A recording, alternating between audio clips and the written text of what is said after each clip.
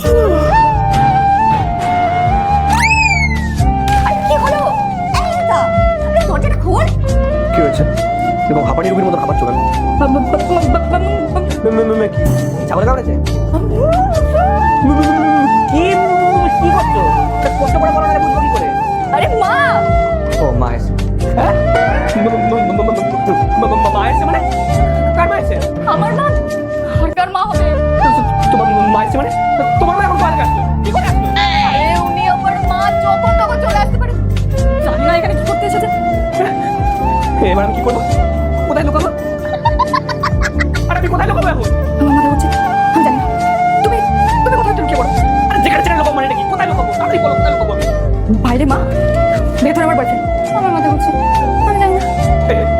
শান্ত হও, শান্ত হও। তুমি তো টেনশন করো না। আমি একটা কাজ করি। হ্যাঁ, আমি ওই ঘরটাতে লুকাচ্ছি। তবে হ্যাঁ, কিন্তু একদম কোনো রকম ঢুকতে দেবে না। ঠিক আছে? ঠিক আছে। তুমি এই ঘরে, মাকে নিয়ে আমি ওই ঘরে যাবো।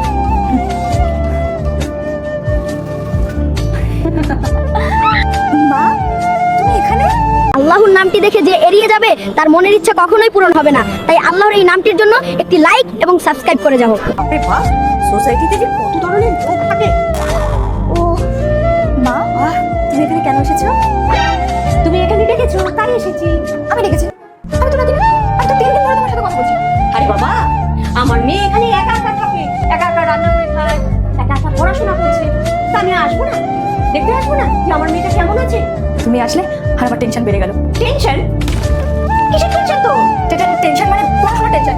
আরে আর বলো না, কলেজে কত হোমওয়ার্ক দিয়ে রেখেছে। আমি তো জানতাম তুই এখানে একা একা থাকিস, একা একা সমস্ত কিছু করতে হয়, তারপর আবার পড়াশোনার কত চাপ। সেই জন্যই তো আমি চলে এলাম।